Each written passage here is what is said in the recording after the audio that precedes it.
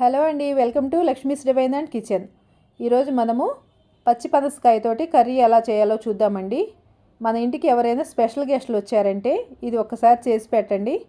అచ్చం mutton taste తోటే ఉంటుందండి. చాలా సింపుల్గా చేసుకోవచ్చు.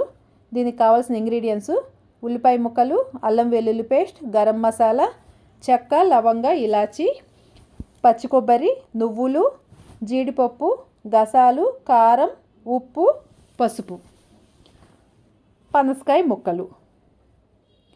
ఇప్పుడు ఒక గిన్నెలోకి నీళ్లు తీసుకొని కొంచెం పసుపు, కొంచెం ఉప్పు వేసుకొని ఈ పనసకాయ ముక్కల్ని వేసి ఉడికించుకుందాము. దీన్ని ఒక 5 to 6 minutes ఉడికిస్తే సరిపోతుందండి.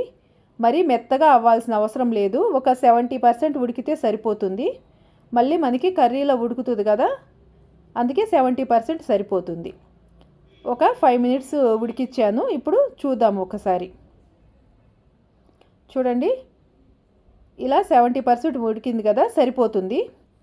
ఇప్పుడు దీన్ని ఒక స్ట్రైనర్లోకి తీసుకొని వడగట్టుకొని పక్కన పెట్టేసుకుందాము.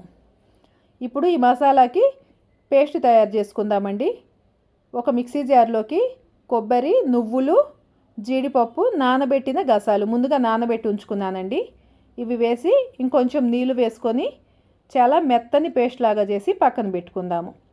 ఒక కడాయిలోకి నూనె వేసుకొని దీనిలోకి ఇలాచి, లవంగాలు, చెక్క వేసుకున్నాం కదా, ఇది కొంచెం వేగిన తర్వాత ఉల్లిపాయ ముక్కలు వేసి వేయించుకుందాము. కొంచెం పసుపు వేసుకొని వేయించుకుందాము. ఉల్లిపాయ ముక్కలు కొంచెం వేగిన తర్వాత దీనిలోకి అల్లం వెల్లుల్లి పేస్ట్ వేసి వేయించుకుందాము. దీనిలోకి కర్రీకి సరిపడా ఉప్పు, కారము, కొంచెం గరం మసాలా వేసి వేయించుకుందాము. ఇప్పుడు ఉల్లిపాయ ముక్కలు బాగా మగ్గినాయి కదండి. ఇందాక మనము పేస్ట్ తయారు చేసుకున్నాం కదా, ఈ మసాలా పేస్ట్ వేసుకొని కొంచెం నీళ్లు వేసి కలిపి దీన్ని ఒక 3-4 minutes ఉడికించుకుందాము.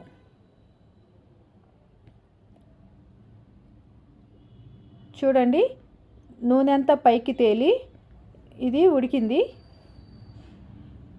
ఇప్పుడు దీనిలోకి మనము ఇందాక ఉడికించి పక్కన పెట్టుకున్న పనసకాయ ముక్కలను వేసి ఈ మసాలా అంతా బాగా పట్టేలాగా పనసకాయ ముక్కలకి కలుపుకుందాము.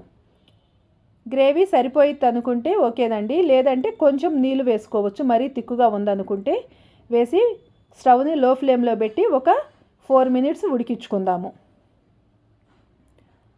ఇప్పుడు కర్రీ రెడీ అయిపోయిందండి. దీన్ని ఒక బౌల్లోకి తీసుకుందాము. ఈ కర్రీని చాలా సింపుల్గా చేసుకోవచ్చండి. నాన్ వెజ్ టేస్ట్ తోటి చాలా బాగుంటుంది. మీరు కూడా చేసుకున్నట్లయితే మీకు ఎలా వచ్చిందో నాకు కామెంట్ బాక్స్లో కామెంట్ చేయండి. ఈ రెసిపీ కనుక మీకు నచ్చినట్లయితే నా ఛానల్ని లైక్ చేసి షేర్ చేసి ఇంతకుముందు సబ్స్క్రైబ్ చేసుకోకపోయినట్లయితే సబ్స్క్రైబ్ చేసుకోండి.